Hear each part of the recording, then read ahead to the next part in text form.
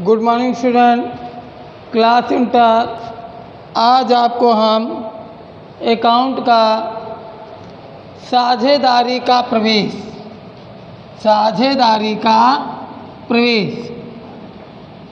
बताते हैं। इस चैप्टर में क्या है, कैसे लगाते हैं, समझिएगा। इसके पहले आप लोगों ने समान परिचय पढ़ा होगा और उसमें बैलेंस शीट नहीं बनती है और इसमें आपकी बैलेंस शीट का प्रयोग करते हैं।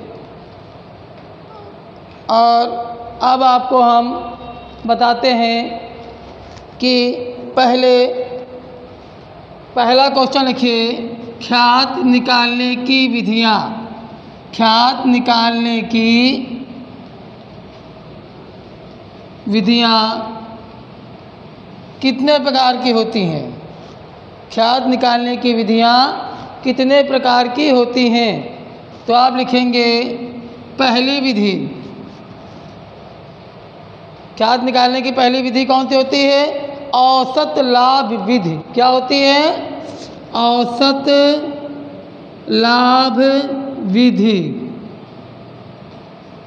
और दूसरी इसकी विधि, औसत लाभ विधि को हम इंग्लिश में क्या बोलते हैं? Actual profit method. क्या बोलते हैं? Actual profit method. दूसरी विधि इसकी हो जाएगी अधिलाभ विधि। क्या हो जाएगी? अधिलाभ विधि। और तीसरी इसकी कौन सी विधि हो जाएगी? पहली हो गई औसत लाभ विधि, दूसरी हो गई अधिलाभ विधि और इसकी तीसरी विधि क्या हो जाएगी? वार्षिक विधि। क्या हो जाएगी? वार्षिक विधि। वार्षिक विधि। चौथी हो जाएगी पूंजीकरण विधि। और पांचवी हो जाएगी छिपी हुई ख्याति। छिपी हुई ख्याति विधि। छिपी हुई ख्याति।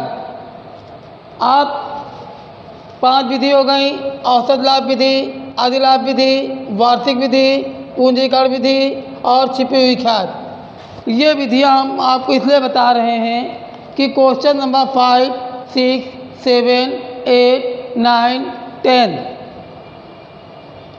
तक आपके क्वेश्चन इन्हीं विधियों के अनुसार लगाए जाएंगे।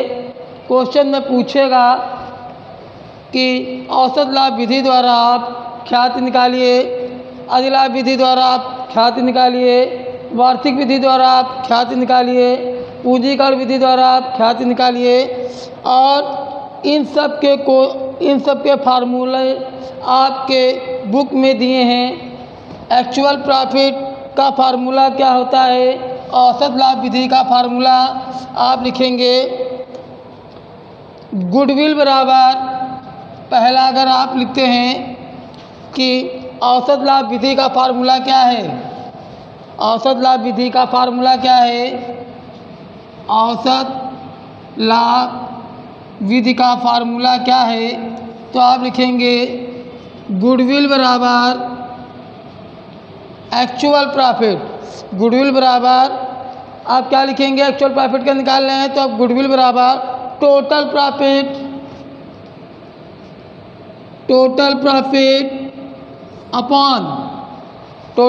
Upon number of year. Number of year. फिर रिक्वायर्ड में जो दिया हो, रिक्वायर्ड में 2 गुना, 3 गुना, 4 गुना, 5 गुना जो भी दिया हो, आप उसी पैटर्न से क्वेश्चन को सॉल्व कर देंगे। जैसे एग्जांपल में मान लीजिएगा टोटल प्रॉफिट मान लीजिए हमारा 60,000 आया है। नंबर ऑफ ईयर हमारे 4 साल का है, 1 साल, 2 साल, 3 साल, 4 साल। क्वेश्चन में दिया होगा कि कितने साल का है। मान लीजिए नंबर ऑफ ईयर 4 साल का है, 4 साल। क्वेश्चन में दिया होगा रिक्वायर्ड ऑफ ईयर नंबर दो गुना, 3 गुना, 4 गुना क्वेश्चन में दिया होगा। अगर आपके क्वेश्चन में दिया है 2 गुना, 2 यहाँ मल्टीप्लाई कर लेंगे, इसको इससे डिवाइड कर लेंगे और 2 से मल्टीप्लाई कर देंगे, ये मेरी गुडविल आ जाएगी। इसी तरीके आज जैसे हमने आपको औसत लाभ विधि बताई है कि ये अगर क्वेश्चन में ख्यात निकालने पर औसत लाभ विधि का कहा गया कि औसत लाभ विधि द्वारा आप ख्यात निकालिए, तो आप ऐसे ही लिखेंगे गुडविल बराबर total profit into required of number upon number of years. 3 साल, 2 साल, 4 साल, जितने भी साल का होगा वो आप यहाँ मेंशन करेंगे। टोटल प्रॉफिट क्वेश्चन में जो दिया होगा यहाँ लिख देंगे, डिवाइड कर देंगे, डिवाइड के बाद जो आएगा इससे मल्टीप्लाई कर देंगे, आपका 30,000 निकल आएगा, जो भी क्वेश्चन में दिया हो। और आप सभी लोग, हमने आपको ख्यात निकालने की 5 विधियाँ बता दी हैं। औसत विधि बताई है हमने, औसत लाभ विधि बताई है, दूसरी अधिलाभ विधि बताई है, तीसरी आपको हमने बताई है वार्षिक वृत्ति, चौथी हमने आपको बताई है पूंजीकरण विधि और 5वीं बताई है छिपी हुई ख्यात। ये क्वेश्चन आप लिखेंगे और इनके फार्मूले आपके बुक में पेज नंबर 32 में दिए होंगे विथ फार्मूले सहित। अब आपको हम बताते हैं, इसके बाद अगर क्वेश्चन आता है ख्यात की प्रकृति के स्वभाव को बताइए, ख्यात के प्रकृति के स्वभाव को बताइए, तो वो भी आपके लिखे होंगे बिल्ली के स्वभाव, कुत्ते के स्वभाव और चूहे के स्वभाव। ये 3 स्वभाव ख्यात प्रकृति के हैं। ये भी क्वेश्चन बहुत पूछा जाता है। अब दूसरा क्वेश्चन जैसे आपको बताते हैं, ख्यात के मूल्यांकन की आवश्यकता या ख्यात की किन परिस्थितियों, ख्यात के मूल्यांकन की आवश्यकता किन परिस्थितियों में होती है। पहली परिस्थिति लिखिएगा, नए साझेदार के प्रवेश करने पर, नए साझेदार के प्रवेश करने पर, नए साझेदार के प्रवेश करने पर। पहली।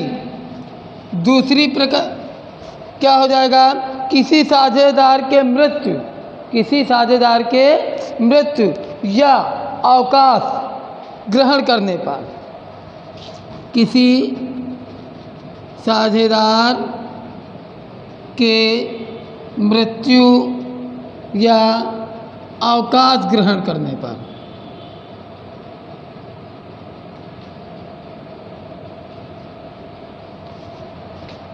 तीसरा पॉइंट आपका आ जाएगा, पहला हमने आपको बताया है नए साझेदार के प्रवेश करने पर ख्यात निकालने की आवश्यकता किन परिस्थितियों में होती है।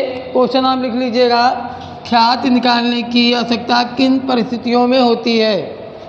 तो पहला नए साझेदार के प्रवेश करने पर, दूसरा किसी साझेदार के मृत्यु या अवकाश ग्रहण करने पर, तीसरा साझेदार फर्म की बिक्री करने पर, साझेदारी फर्म की बिक्री करने पर, फर्म की बिक्री करने पर। और चौथा आपका आ जाएगा साझेदारी फर्मों के एकीकरण पर, साझेदारी फर्मों के एकीकरण पर। आपको हमने 2 क्वेश्चन बता दिए हैं। पहला हमने बताया है ख्यात निकालने की विधियां बताइए, तो ख्यात निकालने की विधियां 5 आपको हमने बता दी हैं।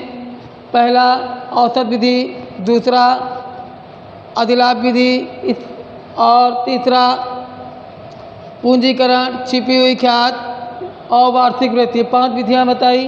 दूसरा क्वेश्चन आपको हम बता रहे हैं कि ख्याति साझेदारी फर्म में ख्याति के मूल्यांकन की आवश्यकता किन परिस्थितियों में उत्पन्न होती है? साझेदारी फर्म में ख्याति की मूल्यांकन की परिस्थितियाँ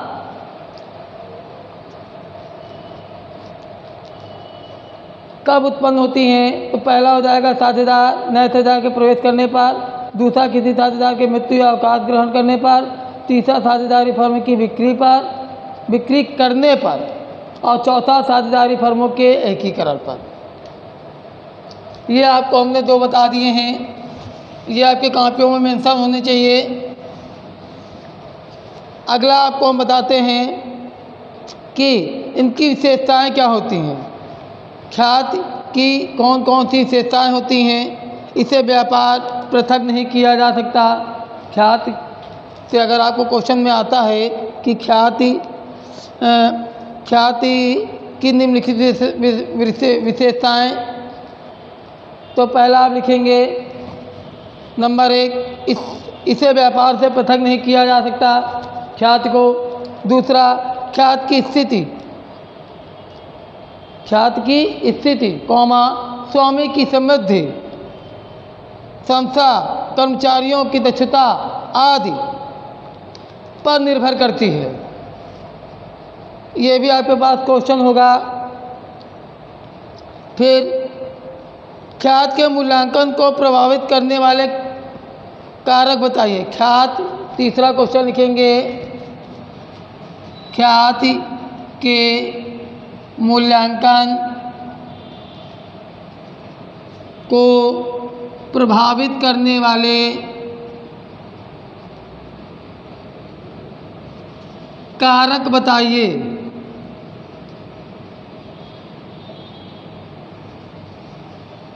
तीसरा क्वेश्चन अगर हो आपके पास है, ख्याति के मूल्यांकन को प्रभावित करने वाले कारक बताइए, तो आप लिखेंगे ख्याति के मूल्य को प्रभावित करने वाले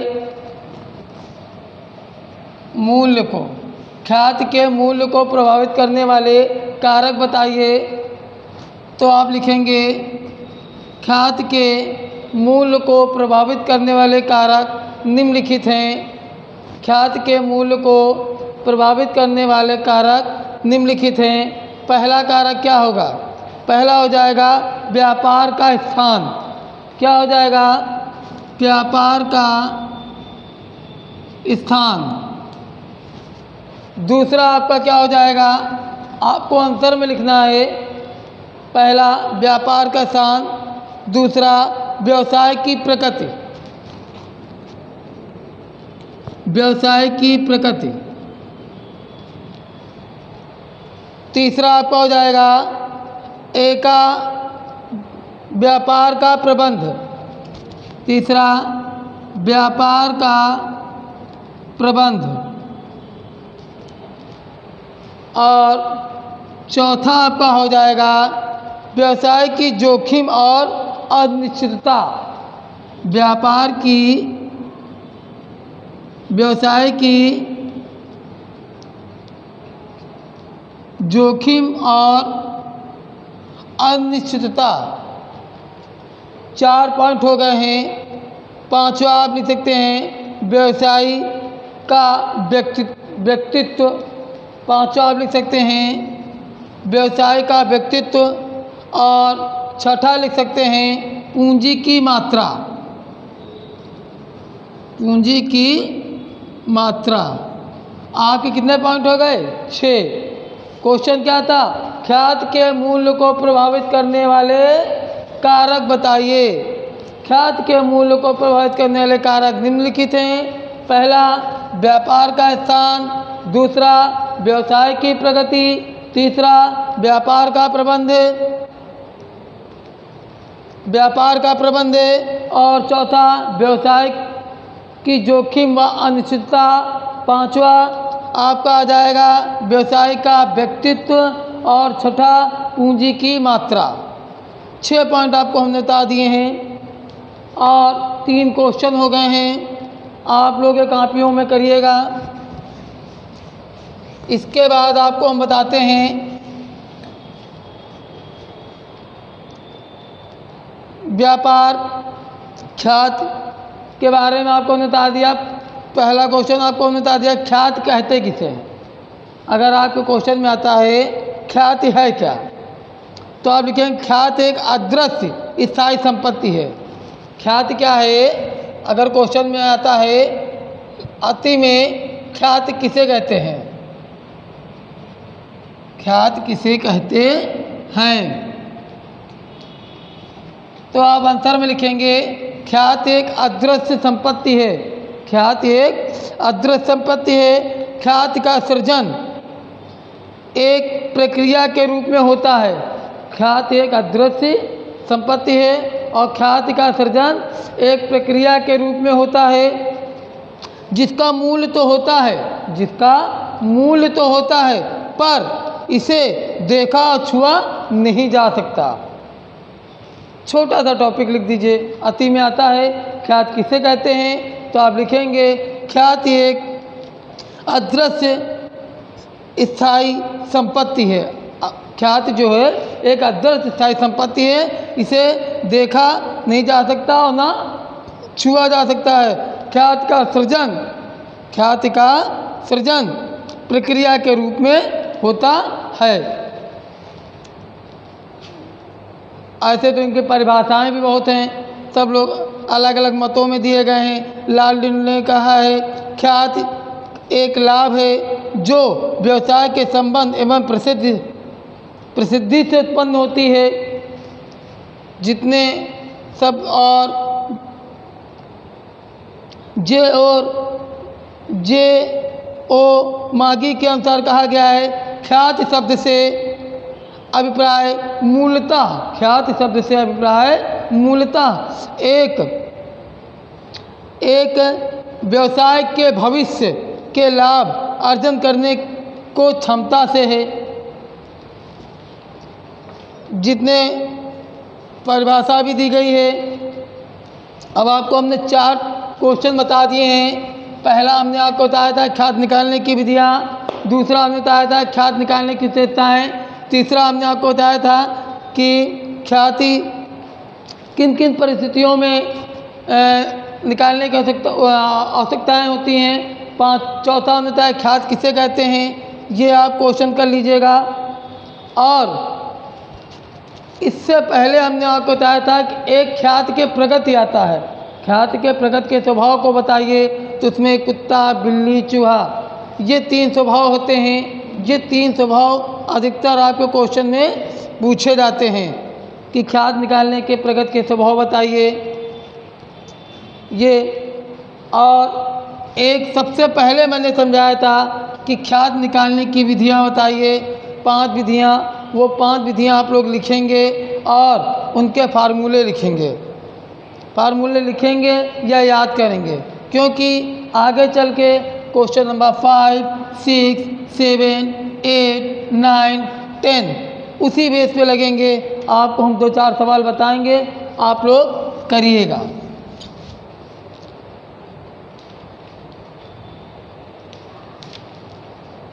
अगला आपको हम बताते हैं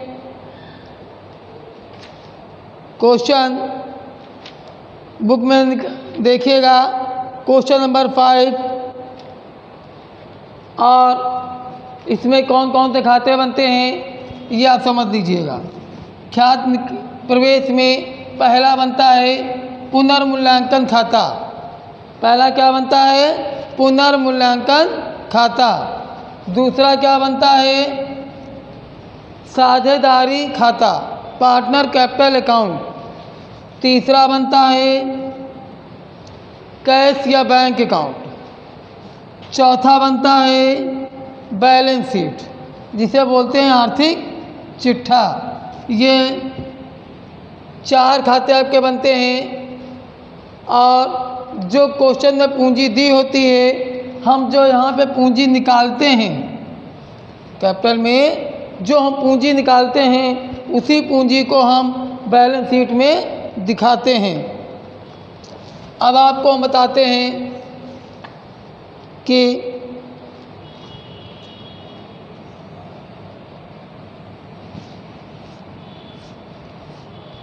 मान लीजिए हम रिलेशन अकाउंट बना रहे हैं, पुनर्मूल्यांकन खाता, तो हम क्या क्या रखते हैं? और क्या क्या यहाँ पे रखा जाता है, इधर रखते हैं वृद्धि और इधर रखते हैं कमी। इधर रखते हैं वृद्धि और इधर रखते हैं कमी। कैसे निकालते हैं वृद्धि और कमी को, ये समझ लीजिएगा। मान लीजिएगा कि आपके क्वेश्चन में भवन यहाँ पर 35,000 दिया है और एडजस्टमेंट में भवन 45,000 दिया है, तो हम नीचे वाली अमाउंट से ऊपर वाली अमाउंट को माइनस करते हैं, तो हमारा क्या आ जाएगा 10,000। तो ये किस में आ जाएगा, वृद्धि में। समझ रहे हैं मेरे बात को। नीचे वाली अमाउंट से मतलब एडजस्टमेंट के अमाउंट से हम भवन के अमाउंट को माइनस करते हैं। जो अमाउंट आती है 10,000 वो हम वृद्धि पक्ष में रखते हैं। और हमें कैसे देखना है, हमेशा आपको एडजस्टमेंट अमाउंट ही देखनी है। पुनर्मूल्यांकन यहाँ पे लिखा होता है कि संपत्तियों का पुनर्मूल्यांकन किया गया। भवन है, मशीन है, प्लांट है, इन सब संपत्तियों का पुनर्मूल्यांकन किया गया। अब ये तो हम समझ गए कि 45 और 35 हो गया, तो यहाँ 10 वृद्धि में आ गया। कभी कभी ऐसा होता है कि यहाँ पर हमारा 25 होता है और यहाँ पर 35, तो 25 और 35 इसमें हम कैसे समझेंगे कि 25 और 35 से क्या है, तो हम आपको बताते हैं नीचे की संपत्ति से, नीचे की संपत्ति से ऊपर की संपत्ति को माइनस करते हैं तो हमारा आता है 10,000। तो अगर ये कम है और ये ज़्यादा है तो हम नीचे के अमाउंट से जब माइनस करेंगे तो 10,000 आएगा, ये कमी में आएगा। समझ गए।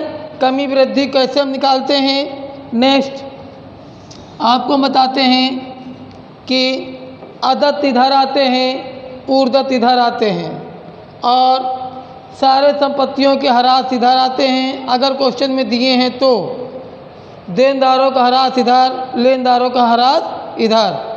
आप उसके बाद डेबिट से क्रेडिट को माइनस करते हैं। मान लीजिए 5,000 भवन का हो गया, मशीन का 6,000 वृद्धि में आ गया, यहाँ पर प्लांट 4,000। अब हम इसको एग्जाम्पल बता रहे हैं, दोनों को जोड़ते हैं 11,000 माइनस करते हैं तो बचता है 7,000। तो इस 7,000 को पीएल में समझेंगे हम। पीएल है मेरा क्वेश्चन में दिए हुए रेशियो से, जैसे रेशियो 3:2 दिया गया है, इस रेशियो से इसको हम बांटेंगे। तो 7,000 को 3:2 में बांटेंगे, मतलब 3/5 और 2/5। दोनों को प्लस करके नीचे लिख देते हैं 3/5 और 2/5। यहाँ लिखते हैं 3/5। बांट लेते हैं, 21 आ जाएगा और 5 से भाग कर लेते हैं। 5 चौको 20 और 5 दूनी 10। अब आप इसको बांट लीजिएगा, आपकी अमाउंट आ जाएगी। जैसे नहीं बांट पा रहे हैं तो आप ऐसे करिएगा, 3 से 21,000 यहाँ आ जाएगा और 5 से डिवाइड करते हैं तो 5 चौको 20, यहाँ पे हमारा 1 आ जाएगा, ये 0 मेरा आ जाएगा, तो 5 दूनी 10। और इसके बाद ये दो अमाउंट क्या हो गई, बच गई। दोनों अमाउंट यहाँ चली जाएंगी, 4200 हो जाएगा। फिर दूसरा हम बांटेंगे, 7,000 मान लीजिए मेरा आया, हमने 3/5 बांटा, अब 2/5 बांटते हैं तो 7,000 को 2/5 से बांटते हैं तो यहाँ आ जाएगा 14,000। मल्टीप्लाई करने पर 5 से भाग करते हैं, 5 कम 5 दूनी 10, 5 40, 2800। दोनों को जोड़ के हम देखते हैं, आ गया 7,000। 7000 आ गया, इसका मतलब मेरा रेशियो सही बटा। नेक्स्ट अब आपको हम बताते हैं कि इसके बाद हम क्या लगाते हैं, कैपिटल अकाउंट। क्या लगाते हैं, कैपिटल अकाउंट। कैपिटल अकाउंट में क्या क्या जाता है आप समझ लीजिए। ए बी आपके क्वेश्चन में दिए होंगे तो सी प्रवेश करेगा, अगर ए बी सी क्वेश्चन में दिए होंगे तो डी प्रवेश करेगा, मतलब अगर 2 क्वेश्चन में दिए होंगे तो तीसरा होगा, क्योंकि एक साझेदार इसमें प्रवेश करेगा, तभी साझेदारी प्रवेश कहलाता है। हम क्या लिखते हैं, इसमें प्रारूप बता देते हैं क्या क्या क्या लिखते हैं। कैपिटल लिखते हैं, पीएल लिखते हैं, रिजर्व को बांटते हैं, गुडविल को बांटते हैं, और अगर कोई लाभ होता है अविभाजित लाभ तो उस लाभ को बांटते हैं, और रेशियो में ही बांटते हैं। रेशियो में ही तीनों चीज़ हमारी रेशियो में ही बटेंगी। पीएल ऊपर बांट चुके होते हैं वही लिख देते हैं, रिजर्व हमें रेशियो में बांटना होता है, और गुडविल हमें रेशियो में बांटना होता है। सबको हम टोटल कर लेते हैं और यहाँ पर इधर इस साइड लिख देते हैं। ये आपको एग्जाम्पल में प्रारूप बता रहा हूँ कि क्या क्या बढ़ता है, बाकी आप तो कॉलम बनाएंगे ही, ए बी सी, यही कॉलम आपके इधर बन जाएंगे, ए बी सी पार्टिकुलर, समझ गए। ये पीएल प्रॉफिट में होगा तो इधर, लॉस में होगा तो इधर, माइनस करेंगे आंसर आ जाएगा। कभी कभी कोई साझेदार गुडविल लाता है तो आधी ख्याति निकाल लेता है, तो आप क्या करेंगे, मान लीजिए गुडविल 5000 है और वो आधी निकाल लेगा, तो 5000 का आधा कितना होता है, 2500, और 2500 को आप क्वेश्चन में दिए हुए रेशियो से बांट देंगे तो आपका गुडविल आ जाएगा। रेशियो में बांट देंगे आंसर आ जाएगा। नेक्स्ट आप क्या लगाएंगे, कैश अकाउंट जिसे बोलते हैं, कैश या बैंक। उसमें आपके पास क्या क्या आता है समझिए। तीसरे की कैपिटल जो प्रवेश करता है उसकी हम कैपिटल लिखते हैं कैश में, कैश या बैंक में। तीसरे की कैपिटल गुडविल और कैश क्वेश्चन में दी होती है। तीसरे की कैपिटल आपके क्वेश्चन में दिया होगा, जो प्रवेश करता है उसकी गुडविल क्वेश्चन में दी होगी। जब प्रवेश करेगा तो पूंजी और गुडविल दोनों लाएगा, दोनों यहाँ लिख देंगे।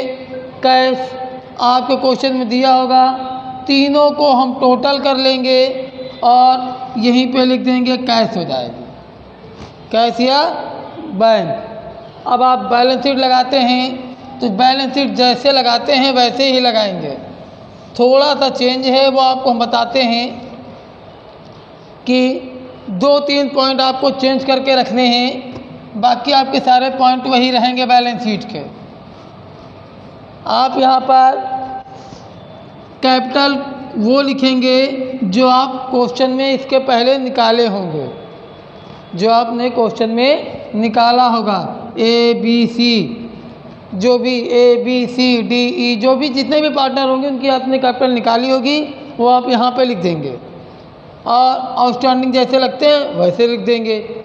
यहाँ पर कैश में जो आपने इसके पहले कैश अकाउंट लगाया होगा वो कैश यहाँ लिख देंगे, और कुछ भी परिवर्तन नहीं है। अब आपको हमने बता दिया है, 4 क्वेश्चन बता दिए हैं, वो 4 क्वेश्चन कॉपियों में करिएगा, प्लस आपको हमने प्रारूप समझा दिया है, आप प्रारूप को समझिएगा। नेक्स्ट वीडियो में आपको हम इसी के न्यूमेरिकल सॉल्व करेंगे, क्वेश्चन नंबर 5, 6, 7, 8 जो भी हैं, जो ख्यात निकालने के विधियों के अनुसार दिए गए हैं। वो 5 विधियां आपको हमने बताई थी, उन्हीं विधियों के अनुसार स्टार्टिंग के क्वेश्चन लगाएंगे हम 5, 6, 7, 8। फिर उसके बाद एक क्वेश्चन 20, 21, एक क्वेश्चन आपको हम करके बताएंगे, और आप सभी लोग उसके आगे के क्वेश्चन करेंगे, नहीं लगेंगे तो हमें बताएंगे, हम उन क्वेश्चनों को देखेंगे। Thank you class.